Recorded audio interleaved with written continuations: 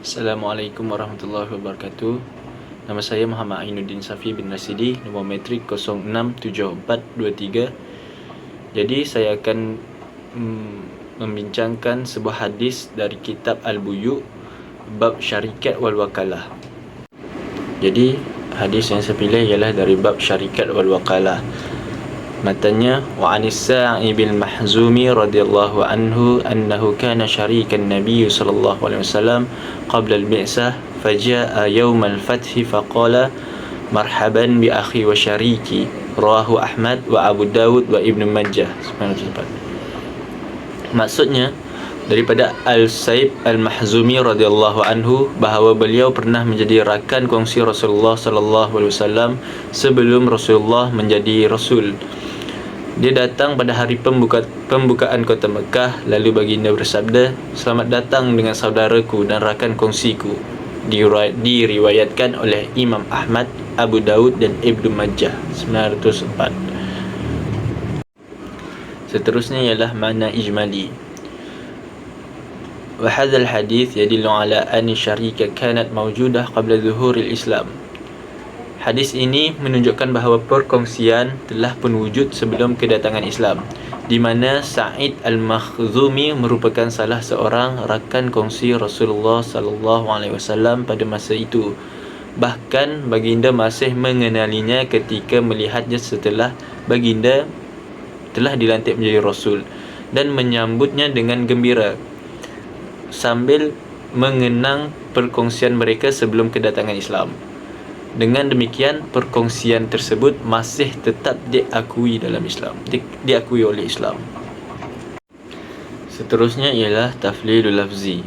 Perkataan pertama ialah qabla al-bi'sah, qabla an yab'asun nabiyyan, iaitu maksudnya sebelum Rasulullah sallallahu alaihi wasallam diutus sebagai rasul.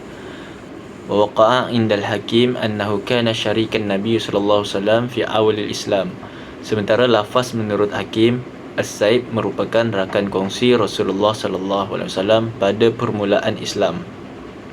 Perkataan kedua ialah Yaumal Fathi, yakni Fathu Mekah fi sanah at-tasi'ati lil hijrah, yang bermaksud pembukaan Mekah pada tahun ke-9 Hijrah. Perkataan seterusnya ialah marhaban, ayyun nazlatu marhaban, wal marhaba ala wazan maf'al, iaitu ucapan selamat datang mengikut wazan maf'al. Ia adalah nama bagi tempat yang luas. Ia biasanya digunakan orang Arab untuk menyambut kedatangan tetamu dan menghormati ketibaannya. Rawahu Ahmad wa Abu Dawud wa Ibnu Majah wa indahu, yakni Ibnu Majah, kanat syariki fil jahiliyah wa waqa'at ziyadah indal hakim wa ghairuhu fil akhiruhu la yudari wa la yumari. Yang bermaksud menurut riwayat Ibnu Majah, kamu dulu pernah menjadi rakan kongsiku pada zaman jahiliyah. Al-Hakim pula menambahkan, dia Al-Saib tidak pernah berlaku curang dan tidak pula berkhianat. Jadi hadis ini menjadi hadis matul kerana banyaknya perbezaan lafaz di dalamnya. Ibnu Abdul Bar berkata, ia hadis mutarib. Ada yang mengatakan bahawa perkongsian ini dilakukan dengan Al-Saib bin Abu Al-Saib. Ada pula yang mengatakan perkongsian dilakukan dengan Abu Al-Saib, ayahnya. Ada pula yang mengatakan ia dilakukan dengan Qais bin Al-Saib. Dan ada pula yang mengatakan ia dilakukan dengan Abdullah bin Al-Saib. Jadi hadis ini menunjukkan hadis mutarib yang tidak boleh dijadikan hujah kerana banyaknya perbezaan lafaz di dalamnya.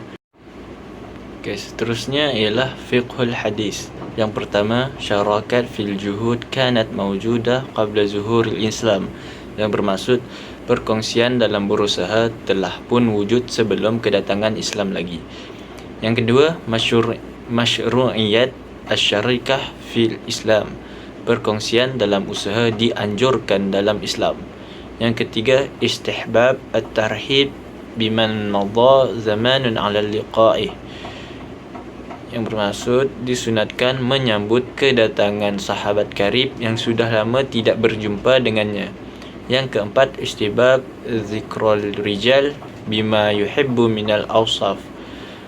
Disunatkan menceritakan dan menyebutkan sesuatu yang boleh menjadi kebanggaan seseorang. Yang kelima, jawaz madah ar-rijal bisyai'i idza amanu alaihi fitnah minal atharul madah. Bermaksud boleh memuji seseorang dengan menyebut usaha atau jasanya dengan syarat tidak menimbulkan fitnah akibat pujian itu. Jadi akhir sekali ialah rawil hadis, iaitu periwayat hadis. Sebelum ini telah disebutkan perbezaan mengenai nama Al-Saib disebabkan banyaknya jalur hadis ini. Apapun periwayat hadis yang dinisbahkan kepada Imam Ahmad, Abu Daud dan Ibnu Majah di sini bernama Al-Saib bin Abu Sa'ib, seorang yang mu'allaf dan seorang muslim yang baik. Beliau adalah ayah kepada Abdullah bin Al-Saib, salah satu qari di Mekah. Beliau termasuk seorang yang dianugerahkan umur panjang. Beliau hidup hingga zaman pemerintahan Muawiyah bin Abu Sufyan radhiyallahu anhu. Jadi itu saja daripada saya. Syukran, terima kasih.